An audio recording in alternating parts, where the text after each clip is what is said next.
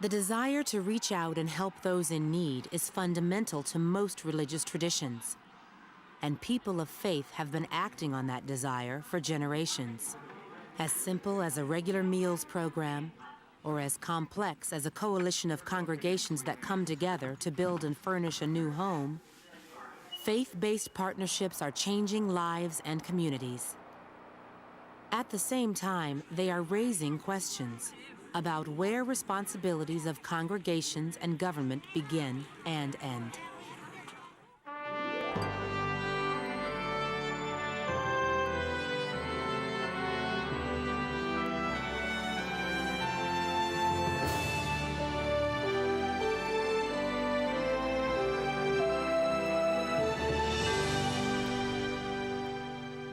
Hello, I'm Marcy Davis.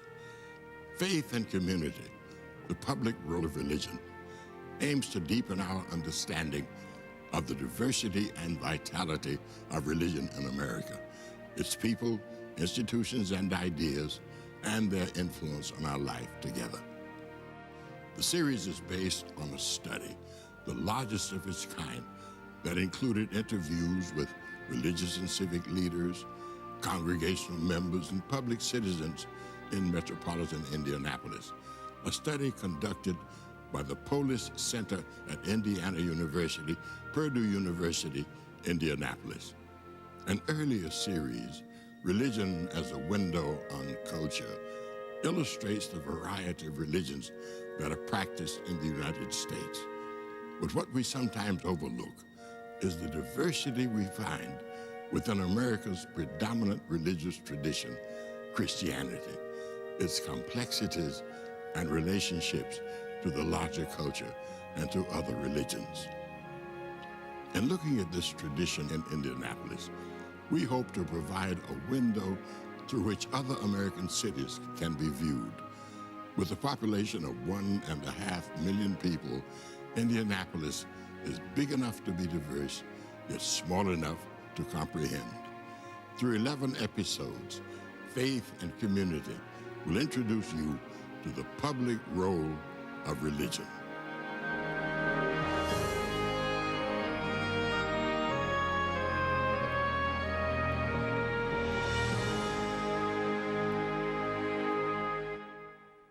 Religious organizations have been providing social services for generations, mainly in the areas of education and healthcare. Important institutions, such as Harvard University and the YMCA, may seem essentially secular now, but that wasn't always the case. On many levels, we didn't have faith-based. There are Catholic relief services, Lutheran and immigration and refugee services, the Salvation Army. Years and years and years and years dispensed tax funds. And when you tell the public that, they not only aren't angry, they are all for it, because they tend to be the least expensive and most durable and effective agencies. For nearly 100 years, groups such as Lutheran Social Services, Catholic Charities, and the Jewish Welfare Federation have run orphanages, soup kitchens, and homes for the elderly. At the outset, these groups didn't ask for any government money and didn't receive any. Rather, the work was seen as an expression of faith, a concrete way of living out the teachings of a religion.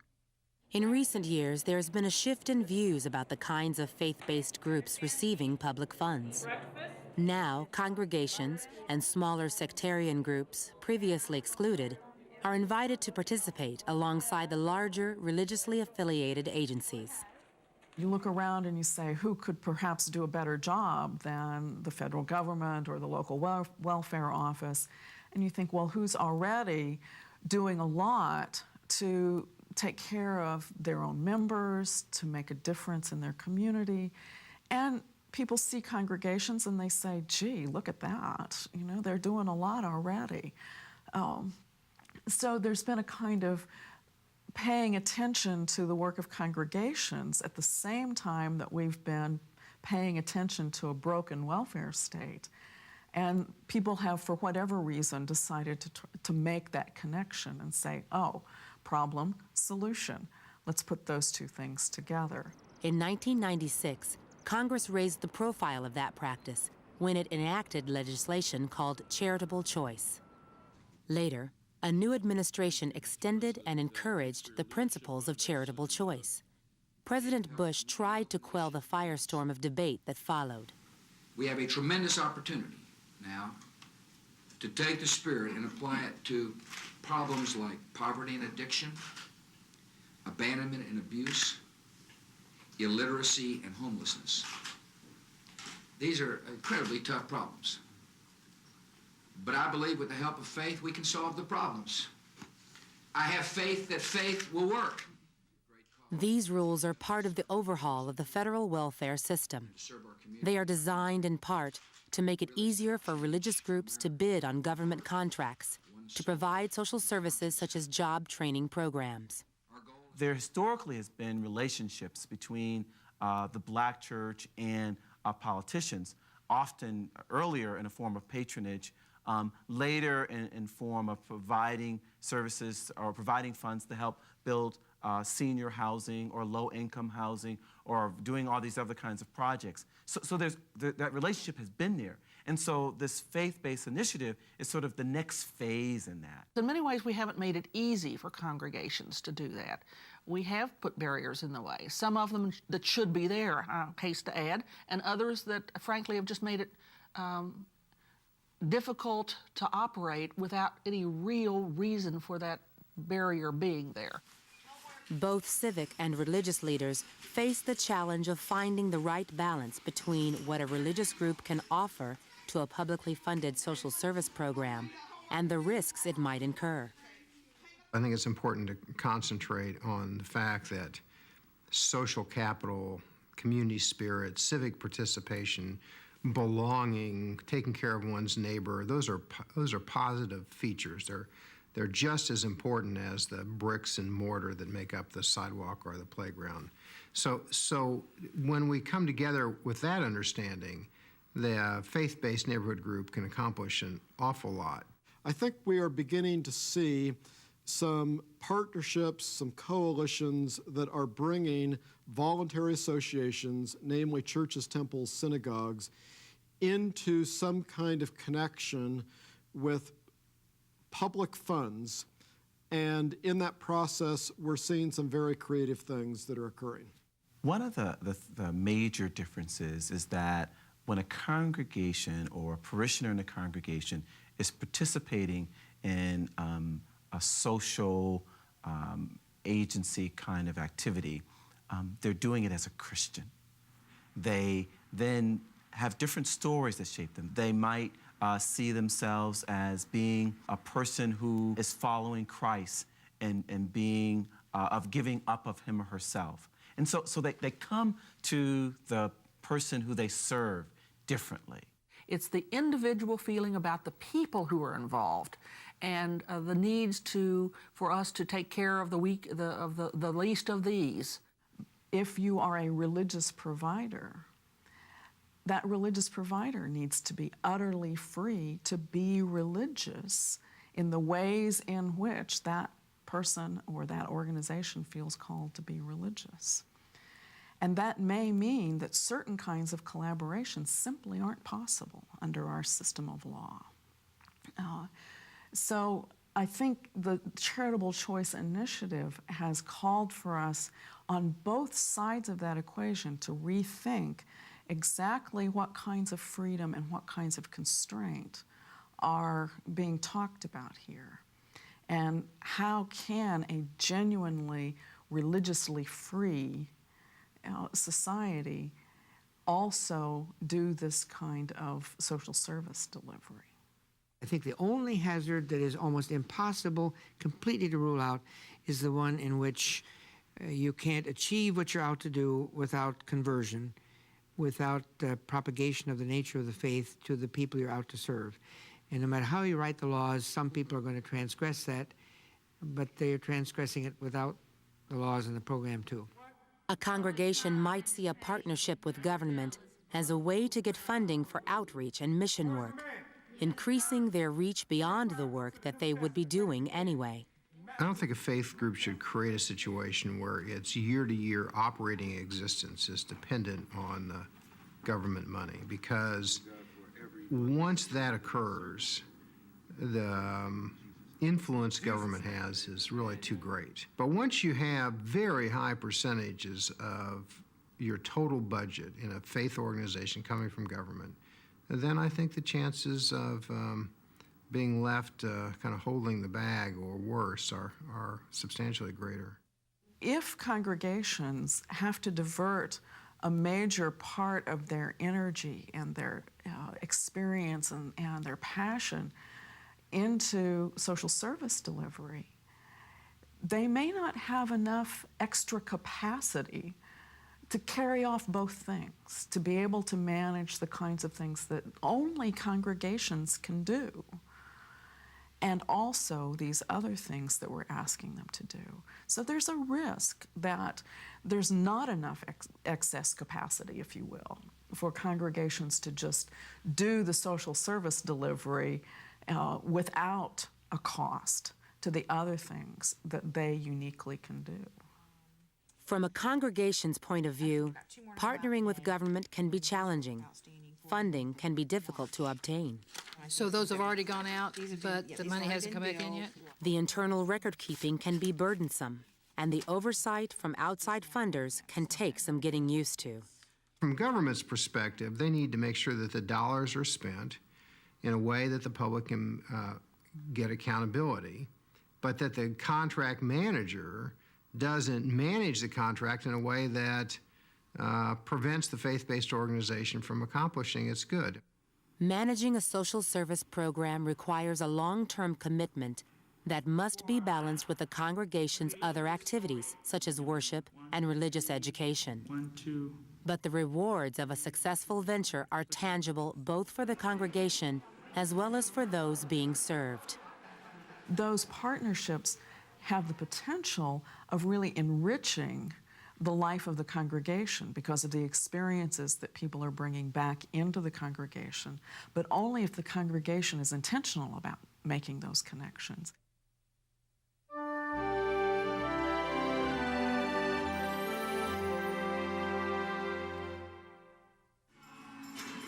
An East Side Indianapolis church is a powerful example of the opportunities and risks offered by faith-based partnerships. Metro Church was a small Pentecostal congregation, racially integrated, and housed in a former public school building to which a large sanctuary had been added. Pastor Sharon Cheek and her daughter, Linda Kosh, encouraged the church's members to launch a number of outreach projects to help people in the neighborhood. Typical church programs, food pantry, clothes closet. And then Kosh noticed something. We started seeing the same individuals over and over again. And that got to be a heartache for us because what is it that continues to bring them to our door?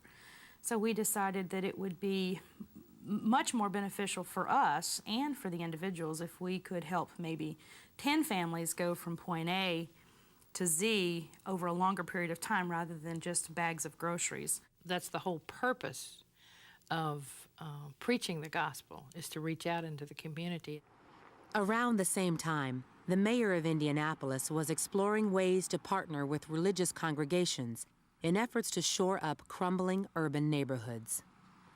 So with support from City Hall, the congregation decided to move away from the piecemeal approach toward a comprehensive program aimed at helping a few families climb all the way out of poverty. The church set up a separate nonprofit group called ROAR with Linda Kosh as its executive director. It became one of the first religious institutions to get a state contract to offer job training for people on welfare. It was a nice marriage between a faith-based organization working with government dollars to be able to provide services to the community. So it wasn't a difficult process. But government dollars come only after the paperwork. Paperwork is, I believe, what holds you accountable and keeps everybody on the same page, and we know what they expect, they know what we're providing. I believe you have to have relationships with people that are going to make a difference because paper isn't going to be what serves the people. It's you and me and those agencies that are serving people. We've never wanted to just be funded solely through government dollars, and that would be a caution that I would give anyone, is not to just have federal dollars funding you. But then again, if you're talking about a faith-based agency, I don't believe a faith-based agency should develop a program based on what dollars are available. I believe a faith-based agency should find dollars to fit what their vision and passion and mission is versus the other way around. Roar has other programs that don't rely on government funding. And in some cases, the fit isn't quite right. Roar recently withdrew from a transitional housing program. We communicated one aspect and they interpreted it differently than we communicated it. It was a 3-year project, so we went several years through that project and we weren't able to come to an agreement about what those terms really meant. So we have agreed to part company on that particular project that we were doing.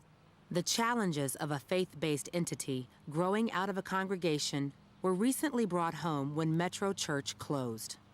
Already a small congregation to support such big dreams, internal strife caused defections. Pastor Cheek was trying to lead the ambitious project, but she didn't have enough supporters to make it work.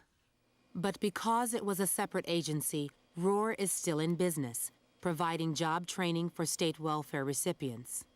Pastor Cheek is looking for a new congregation with which to partner, so that Roar retains its religious flavor. My reward is just seeing people's lives changed.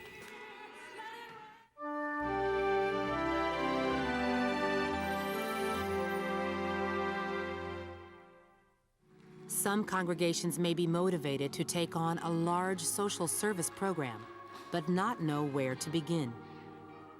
The Coalition for Homelessness Intervention and Prevention, known as CHIP, decided some years ago that congregations might make good partners in realizing their mission.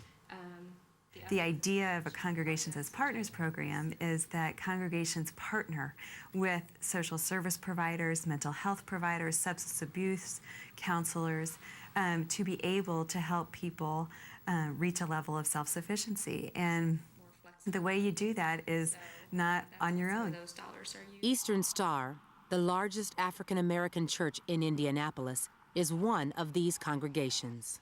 The program is a 2-year supportive housing program that works with homeless families on whatever the issues were that caused them to become homeless in the first place. We work with them on employment, on education, job training, as well as mental health counseling, anything that the family needs in order to move it along the continuum to self-sufficiency. We're targeting the poorest of the poor in Indianapolis and figuring out how we serve them better and how we coordinate our programs better, how we coordinate our services better, how we coordinate those who want to help, like the faith community, better. We partnered with agencies in the community such as Indianapolis Housing Agency, Westside Community Development, who has a similar transitional living program.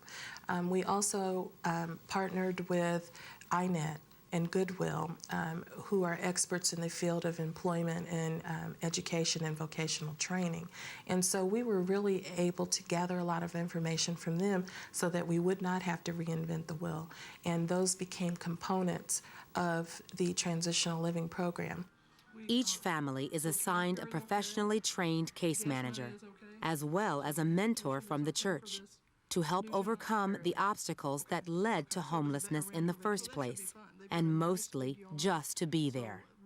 A lot of times this is the first relationship that they've had with someone that really doesn't want anything from them. And so I think that's important for them to be able to develop that bond and that relationship so that they're able to give that to others as well.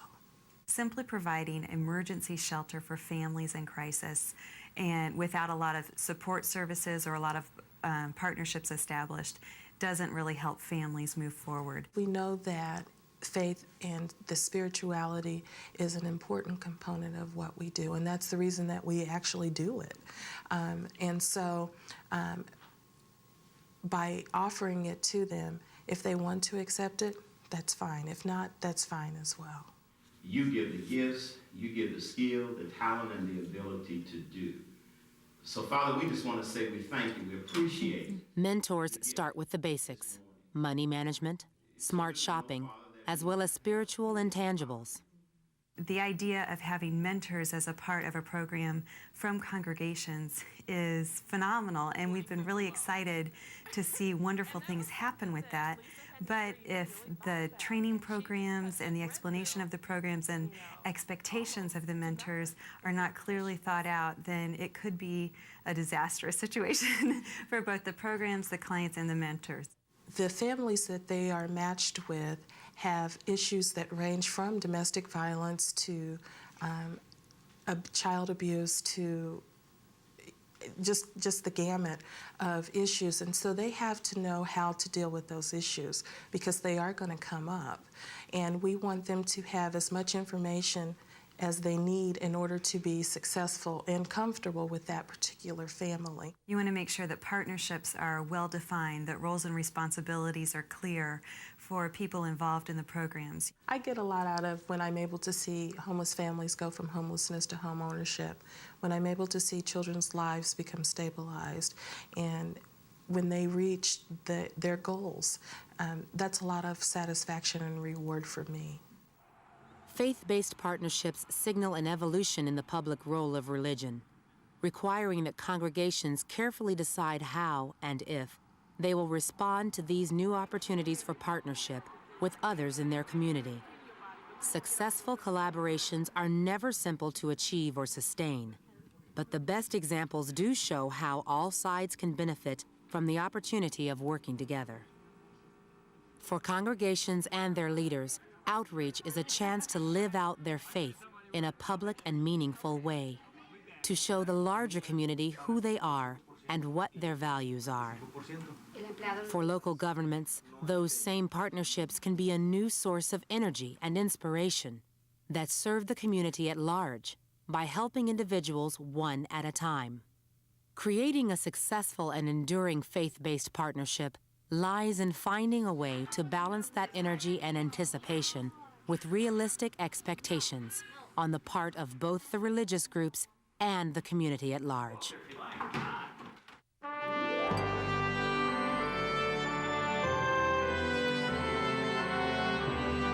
If you are interested in additional episodes or more information, visit our website at faithandcommunity.org.